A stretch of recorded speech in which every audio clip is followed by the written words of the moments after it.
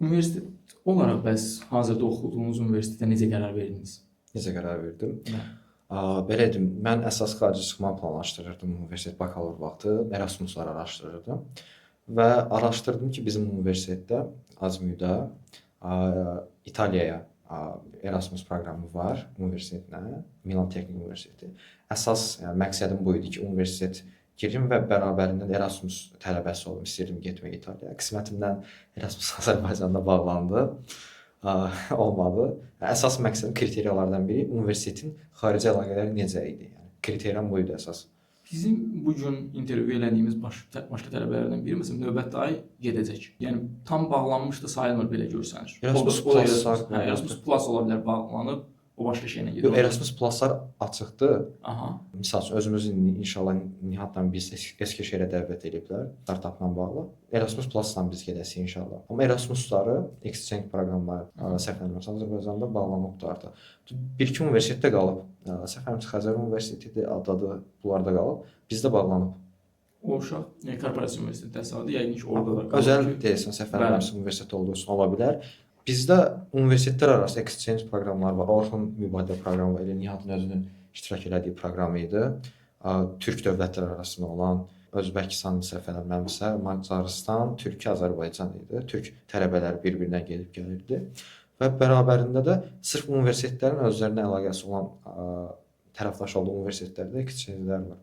Sizin universitetin seçməklə bağlı fikriniz var? Mən həm universiteti, həm də ixtisasımı sadəcə self-study-mə vaxt ayıra bilim deyə seçmişəm. Çünki mən özüm DİMİN imtahanına hazırlaşanda da hazırlığa getməmişəm. Sadəcə informatika fənnindən getmişdim.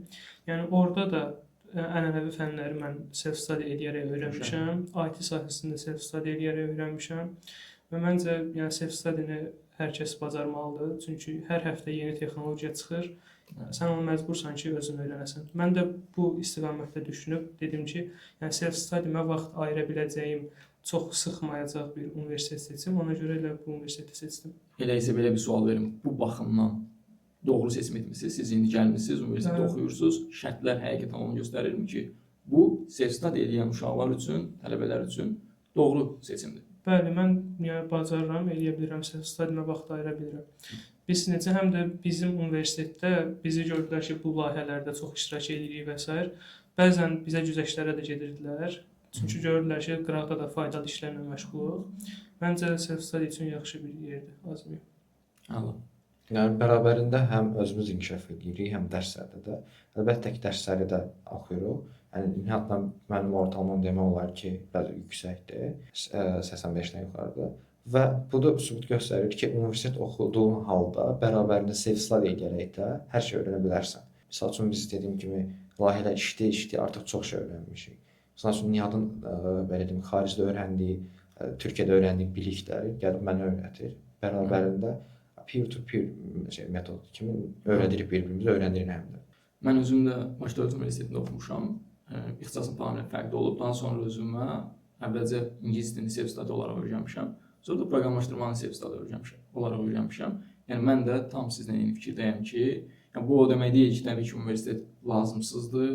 Universitet nəsə öyrətməməlidir və ya universitetdən öyrədilənləri kənara qoymaq lazımdır. Amma düşünürəm ki, hər bir tələbənin universitet dövründə self-study bacarıqlarını inkişaf etdirməyi, self-study ilə nəsə öyrənməyi, hətta heç gələcəkdə ona lazım olmayan bir şey belə ola bilər, bilmək olmur onu, öyrənməsi faydalıdır, vacibdir. Çünki self-study eyni zamanda elə bir şeydir ki, bir şeyi self-study ilə öyrəndikdən sonra, buna indi bilməyənlər üçün deyək, öz-özünə öyrənməyə oturursan, müəyyən internetdəki resurslar vasitəsilə və ya yazılı resurslar vasitəsilə özün deyirsən ki, mənim heç kimə ehtiyacım olmadan öyrənirəm və müəyyən qədər də mentor dəstəyi alırsan. Bu elə bir şeydir ki, bunu bir dəfə etdiyin zaman, növbəti dəfə eyni şeyi başqa bir şeydə edəndə də artıq təcrübəli olmuş olursan. Yəni mən məsələn proqramlaşdırma öyrəndim və bu gün deyək ki, rəqs təhsil alıram.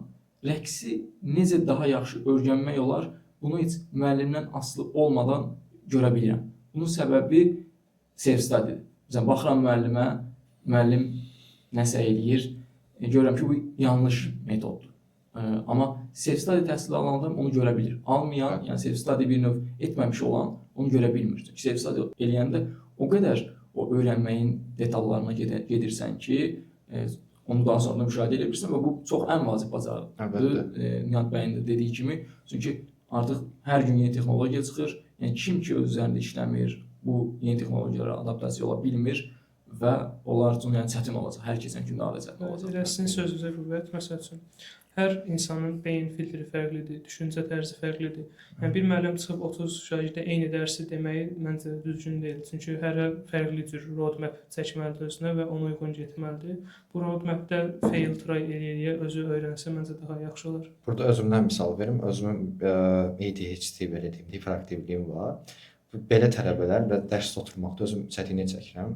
Yəni özüm də self-study öyrənməm daha yaxşıdır. Çünki self-study öyrənəndə artıq öz səhvlərini görürsən və problemlərini görürsən. Fərqli bir belə baxış açısı sənə verir. Problem həll etmə bacarığını təkmilləşdirir. Bir də hətta 2025-də siyahı çıxmışdı, hansı bacarıqlar önəmlidir. Adaptasiya da odur budur, okey. Bərabərində öyrənməyi öyrənmək bacarığı. Bu bacarıq həqiqətən çox yaxşıdır. Məsəl üçün mən oturub məsəl üçün mən developer deyiləm. Məsələn, Nihat developerdir. 25 yaşım var, qərar verdim developer olmaq istəyirəm. Artıq Nihatdan mentorluq alacağam və gedib roadmap-ımı falan tapıb özüm self-study şəkildə öyrənməyə başlayacağam. Bu çox yaxşı bir bacarıqdır əslində. Heç kimdən asılı olmadan, heç məkandan belə asılı olmadan oturub öyrənirsən.